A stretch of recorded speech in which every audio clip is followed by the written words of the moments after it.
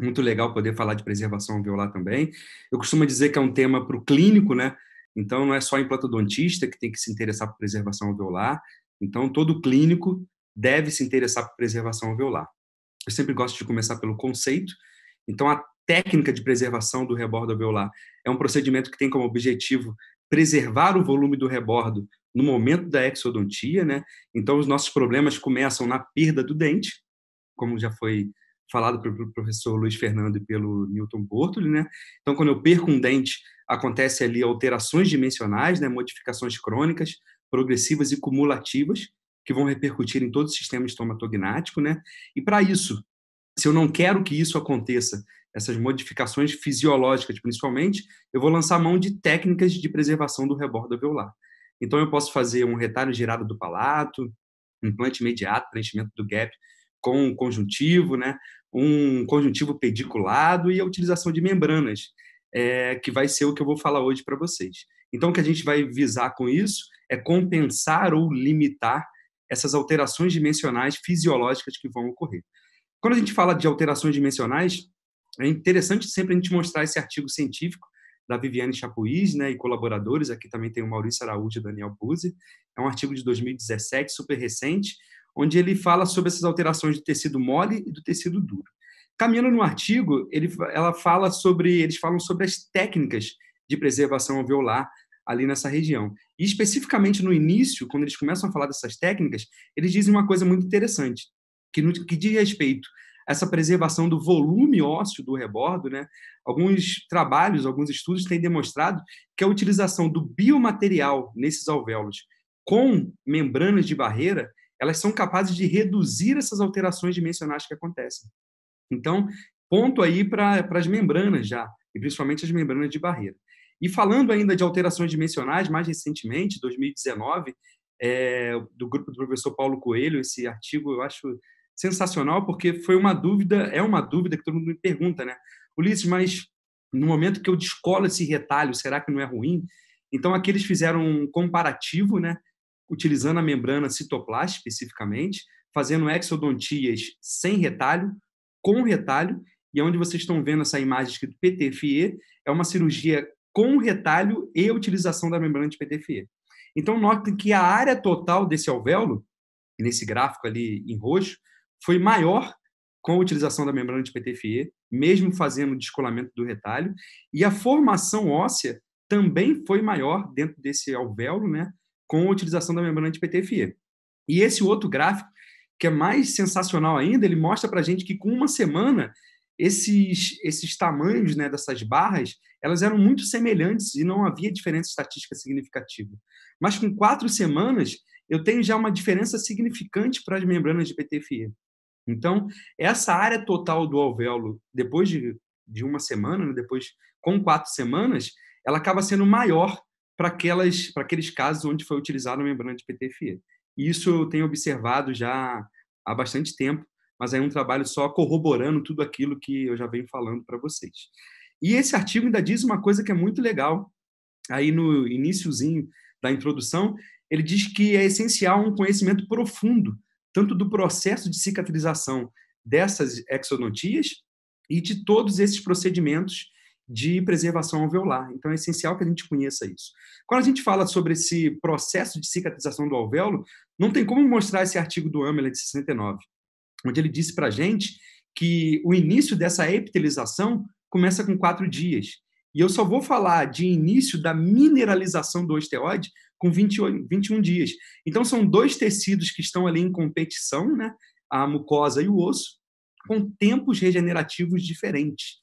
E aí, quando a gente traz essa informação para as bases biológicas da regeneração óssea guiada, a gente nota que vai ser importante para a gente utilizar isso aqui. Porque o mecanismo biológico da ROG é a exclusão de células que são indesejáveis naquele espaço que está embaixo da membrana. Então, é assim que funciona. Então, aqui, se eu tenho uma lesão, um alvéolo, uma perfuração de um implante, eu preciso separar um tecido do outro, a mucosa do osso.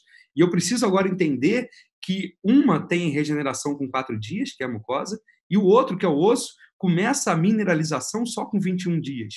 Então, eu preciso ali utilizar uma membrana que vai separar um tecido do outro, e aí sim eu vou ter o tempo de regeneração dessa mucosa, com 4 dias, a partir de 4 dias, e depois, nesse espaço onde o coágulo vai ficar estabelecido embaixo da membrana, eu tenho a chegada de células osteoprogenitoras e a neoformação óssea. Então, aqui eu costumo dizer que eu tenho regeneração tecidual guiada, lá em cima, aonde eu tenho regeneração da mucosa, e na região embaixo da membrana eu tenho regeneração óssea guiada. Então, eu estou regenerando 2 tecidos com a utilização apenas de uma membrana, que é essa membrana especificamente que a gente vai mostrar agora. Então, nessas membranas citoplásticas, tem 2 membranas, né? 2 linhas de membrana, a TXT200 e a TI250, elas são diferentes. Para preservação alveolar, a gente vai utilizar a TXT200, que é essa da caixinha roxa. Então, essa membrana ela tem 2 tamanhos, 24 por 12, 30 por 25, e ela deve ficar intencionalmente exposta ao meio bucal. Ela tem uma grande particularidade, o diferencial que nenhuma outra membrana do mercado tem, que é a superfície Regentex. Então, nesse vídeo, vocês estão vendo ali que tem uma área que é brilhosa, que é a superfície lisa, e uma área que é fosca, que é a superfície rugosa, ou a superfície que tem esses sulcos hexagonais que vão servir para a aderência dessa mucosa. Então, essa região que é texturizada, ela foi desenhada para reagir com a mucosa. Ela tem que ficar voltada para a parte de fora, para reagir com a mucosa. E a região que é lisa, aquela região mais brilhosa, ela foi desenhada para reagir com o osso. Então, ela vai ficar voltada internamente para o meu alvéolo. Entendido essa parte da membrana, a gente pode entrar na técnica cirúrgica em si. Então, qual é o passo a passo que eu tenho que seguir para conseguir sucesso nessa minha técnica de preservação alveolar? Então, lembrando sempre, importante, que essa exodontia ela tem que ser minimamente invasiva, né? Então, ali com o periótomo, tirando esse dente de maneira natural. Depois disso, eu faço um descolamento dessa mucosa, aqui visando já uma criação de um espaço para eu inserir essa membrana nessa região aonde eu quero do rebordo.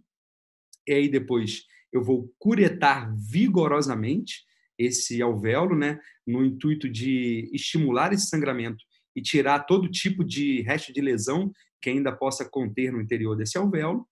Então, no momento que eu estou curetando, eu estou estimulando o sangramento nesse alvéolo e, claro, que a formação desse coágulo agora dentro desse alvéolo. E aí, agora, a partir desse momento, eu preciso entender que eu tenho algumas opções de tratamento nesse alvéolo. Então, eu posso deixar somente o coágulo sanguíneo, eu posso preencher com biomaterial, ou eu posso, por exemplo, colocar um implante imediato com biomaterial também. Vamos ver rapidamente cada uma dessas técnicas. Quando é que eu vou deixar somente o coágulo? Quando eu tenho a manutenção dessas tábuas ósseas. Então, se eu tenho tábua óssea vestibular, tábua óssea lingual ou palatina, eu posso deixar somente o coágulo. Isso está muito bem descrito na literatura também. Então, esse artigo científico fala sobre isso, da professora Liane Porto Barbosa, é um artigo de 2010, que fala que ela utilizou enxertos ósseos biomateriais para preencher esse alvéolo somente quando havia perda óssea de alguma dessas tábuas vestibular ou lingual e palatina. Então, vocês notem ali que dos 420 casos relatados, 300 e poucos casos foram utilizados somente a membrana, com o coágulo dentro do alvéolo. E aí a outra opção que eu tenho é preencher com biomaterial. Então, quando é que eu vou preencher com biomaterial? Quando eu tenho perda de alguma tábua óssea, como foi descrito também naquele artigo científico. Então, se eu perdi, por exemplo, a tábua óssea vestibular, eu preciso preencher esse alvéolo com biomaterial. Qual é a vantagem disso? Ele vai evitar a coaptação dessa membrana, porque essa membrana, se esse alvéolo ficar vazio, ela pode amassar, e aí eu não tenho aquele meu volume preservado.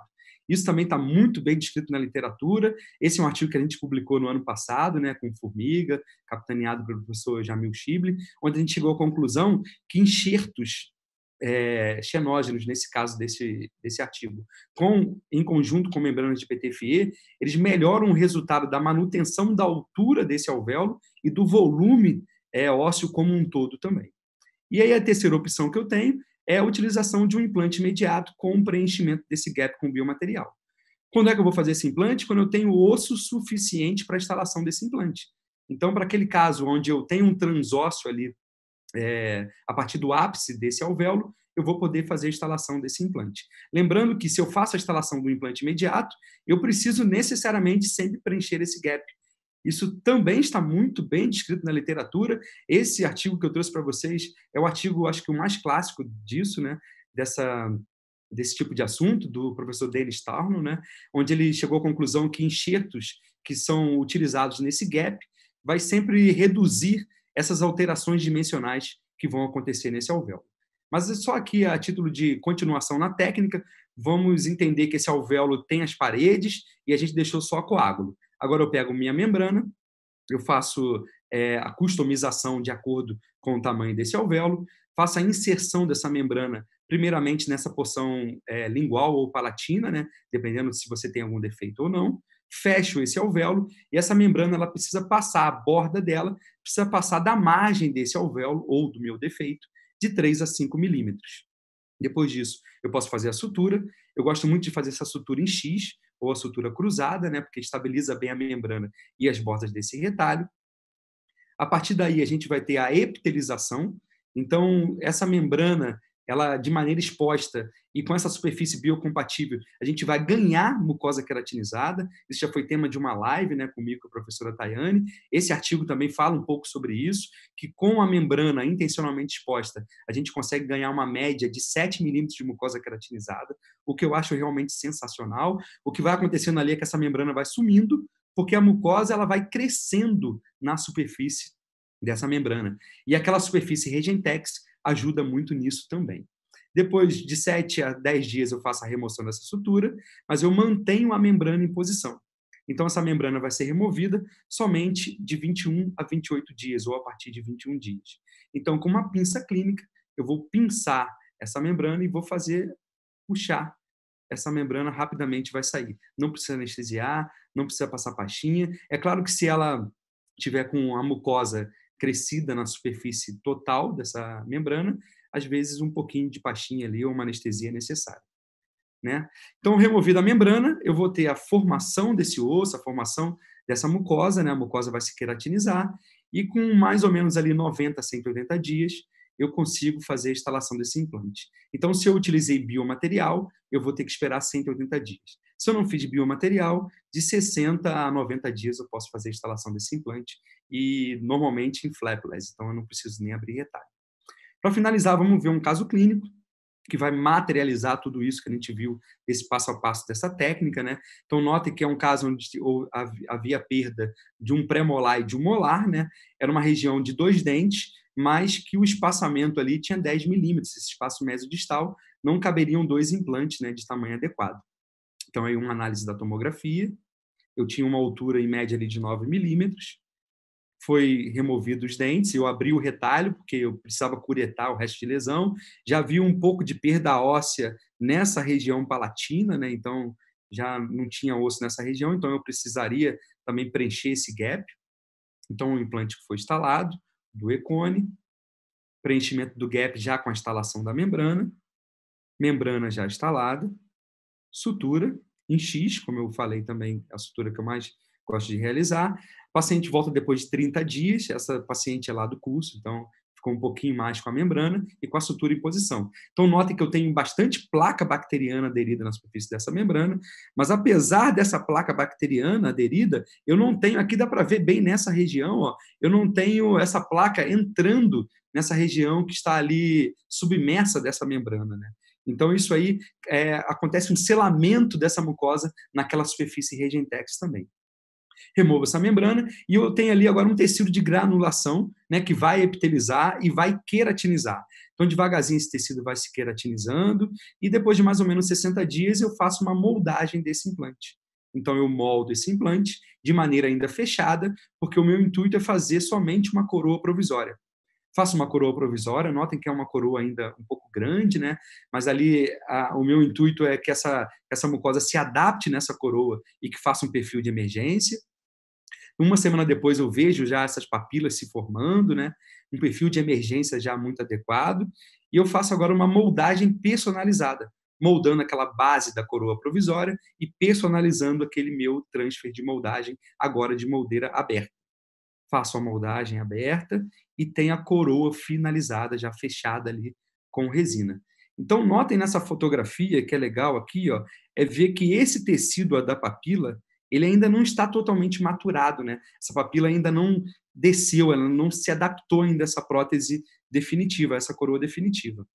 Mas ela já fica muito bonita, né? Esteticamente, o Protete foi muito feliz, né? É um Emex maquiado. Aqui foi utilizado uma base T, né? Uma coroa de Emex cimentada, mas ele foi muito feliz aí na cor dessa coroa, né? Mimetizando bastante com os dentes vizinhos. É um pouco daquilo que o professor Luiz Fernando falou.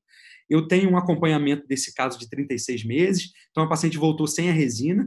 A resina é o nosso calcanhar de Aquiles, né? Ela sempre solta, desgasta. Então, depois de 36 meses, a gente nota que esse tecido da papila agora, ó, ele já é um tecido maduro, né? Essa papila já está ali descida e ela já se adaptou totalmente a essa coroa. Então, notem ali nessa visão vestibular, né, que é um dente que realmente se mimetiza totalmente com os dentes vizinhos, né? E eu já tenho ali uma faixa de mucosa queratinizada e um volume, principalmente, que foi mantido ao longo de 36 meses. Só para vocês perceberem como é que isso acontece em todos os casos, né? Então, aqui é outro molar também. Eu só vou mostrar 2 fotografias desse caso. No momento da instalação, notem que eu não tenho ainda aquela faixa de mucosa queratinizada, né? Esse tecido ainda vai madurar. E tempos depois, ó, esse tecido ali, ele acaba se queratinizando e biologicamente ficando tudo muito estável no acompanhamento agora aí de 24 meses, né? Vou finalizar com essa frase que eu gosto muito: o investimento mais importante que você pode fazer é em você mesmo. Então, invistam em vocês. É muito importante. Muito obrigado.